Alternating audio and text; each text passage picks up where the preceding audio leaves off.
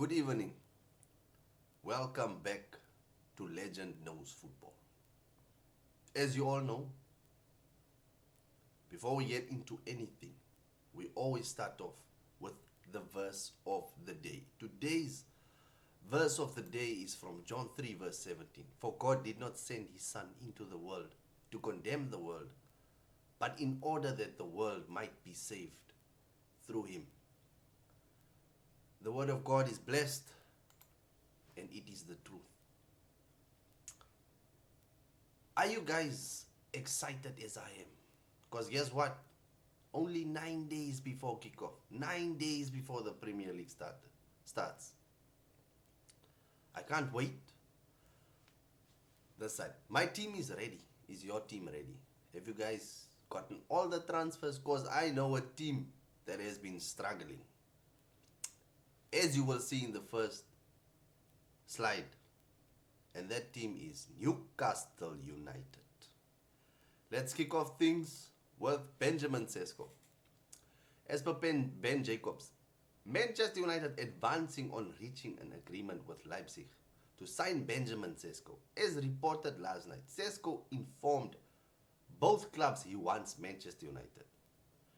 Man U FC never planned on bidding without player buy-in, but late last night, Sesko made it even clearer he wanted a move to Old Trafford. Newcastle's bid of over 80 million accepted by Leipzig, but Sesko waiting for Manchester United. Newcastle have the targets including Johan Wissa, Nicholas Jackson, Ollie Watkins, and Luis Openda, as per Alex Crook. Continuing on the Sesko situation, Manchester United closing in on deal to sign Benjamin Sesko from RB Leipzig. RB Leipzig accepted 82.5 million plus 2.5 million bid from Newcastle United, but 22-year-old striker wants MUFC. No club-to-club agreement yet, but talks advancing toward conclusion. And the story continued. Manchester United and RB Leipzig in direct talks again to adjust fee package and add-ons, trying to get it done ASAP. Follow Sesko's decision to join MUFC, as revealed last night with personal terms agreed. Sesko will train separately until deal is done, ready to fly. Manchester United optimistic on reaching an agreement in principle with Leipzig for Benjamin Sesko. 75 million plus 10 offer meets Leipzig's ballpark valuation, but structure of deal is still being negotiated. 5 million of the add-ons are easily achievable. Sesko is waiting for permission to travel after agreeing terms on 5-year contract. Just when we thought Manchester was down in the dumps, they proved to us once again that they are one of the biggest clubs in Europe. They showed Newcastle that they still have the pull to hijack players. Where Manchester gets this money? Because they haven't been making sales. How they generated this, let's hope. Maybe there will be an investigation. But Sesko to Manchester United is basically a done deal. Anyways, let's move on. This might again bring the Nicholas Jackson to Newcastle United story up again. Let's go into the next slide. Newcastle consider Nicholas Jackson move after Benjamin Sesko blow. Chelsea are open to selling. Nicholas Jackson is understood to prefer to stay at Chelsea despite the arrivals of Delap and Pedro, dropping him down the pecking order, but Chelsea are believed to be willing to sell him for the right price. Nico Jackson, please just move on. We know you are humble and all of that, but it's time. We don't need unnecessary, hiccups during the season.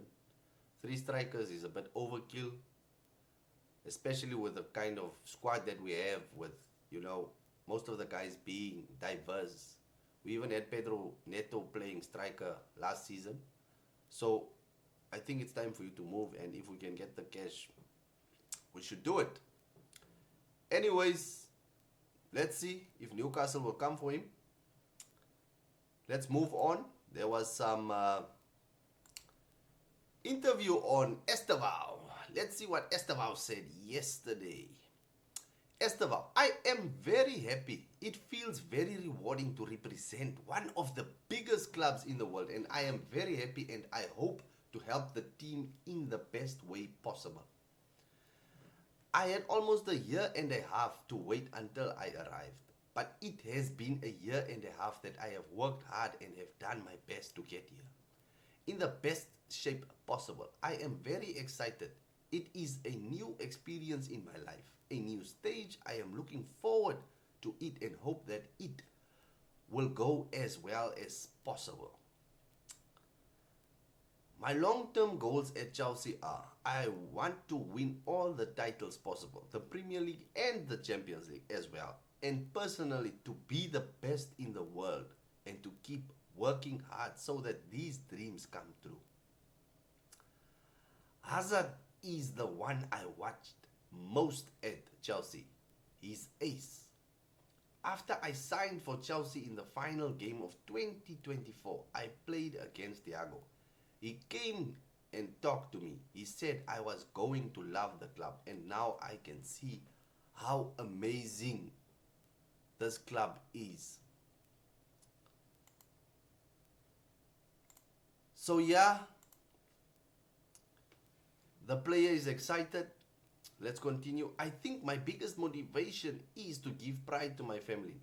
Not titles, not achievements, but for my family, because I know how much people have worked when we struggled to get where we wanted to go, where our dream was. I am a child of God, a calm boy. In my free time, I love playing video games and I like to spend time with my family. All the attributes, everything, all the stars are aligning. He watched Hazard. He's a child of God. He's a stay-at-home boy who loves to play video games, not on the streets doing funny business. So, the future is bright for him and for Chelsea having signed him. I can only see good things coming from this. Can't wait to see him on the pitch. Let's continue with the news. This is on Marc Cucurella. Talks will advance soon over new contract for Marc Cucurella. Cucurella is happy at Chelsea, and Chelsea are also very happy with him. As exclusively revealed, Chelsea will offer new deal to Marc Cucurella. As talks will advance soon, Cucurella happy at Chelsea, and club very happy with Marc. He's staying despite links with Al Nassr. I salute you, Mr. Cucurella. You have been exemplary in this team. Well deserved new contract for you. Fully deserved. You have been working your socks off in this team. My player of the season, last season, it's between him and Caicedo. Never complaining, working for the team, working for your teammates, keeping your head down, keeping yourself grounded. What a player, man. Thank you. Okay, let's move on.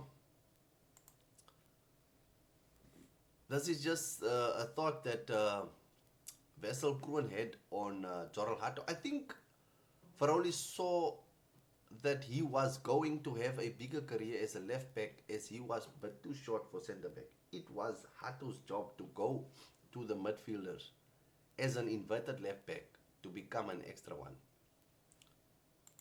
Inverted left back. Isn't that what we've been doing? And the boy is also familiar with that system, as you've seen in the tweet. We have signed someone that fits like a key in a lock. Very, very, very amazing insights there. Let's move on. Everton confirm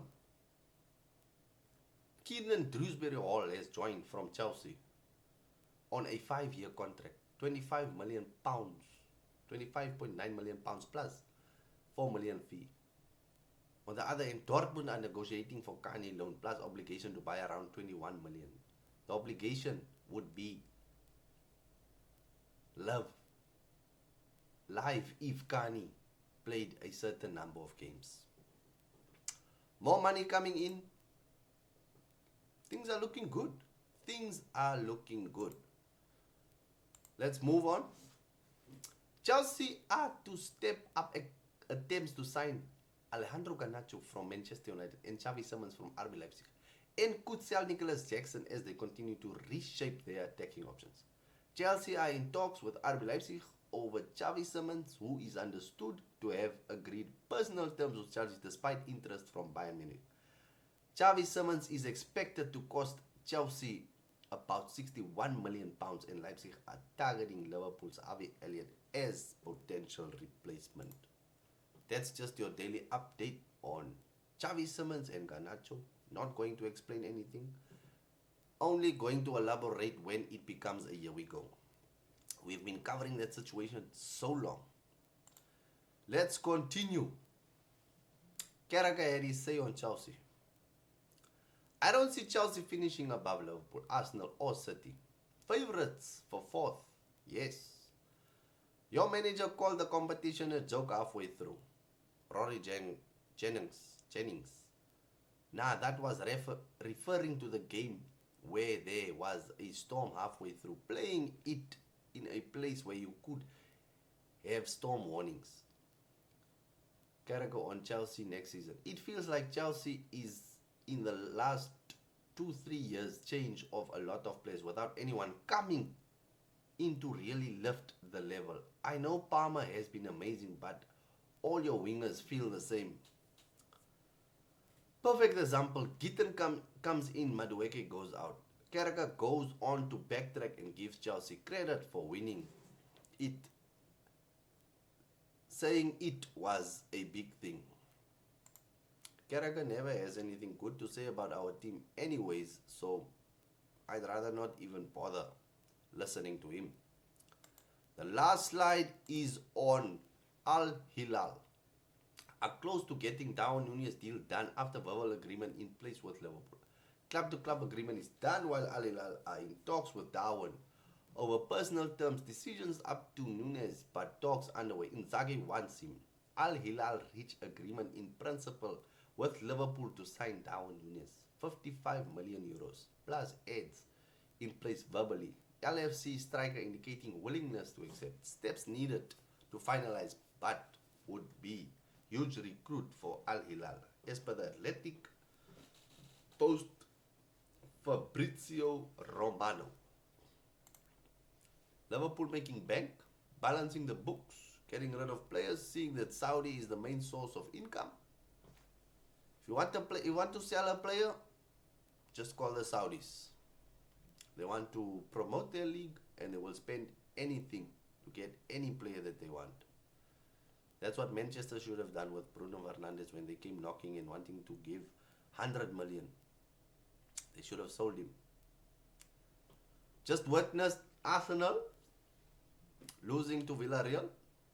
Continuing to say it's only pre-season, but I can't see Arsenal finishing above us. Anyways, thank you for watching the video. Leave a like, subscribe, comment. You can even leave a dislike if you want. Road to 50 subscribers continues. Up the Chelsea. Let's go.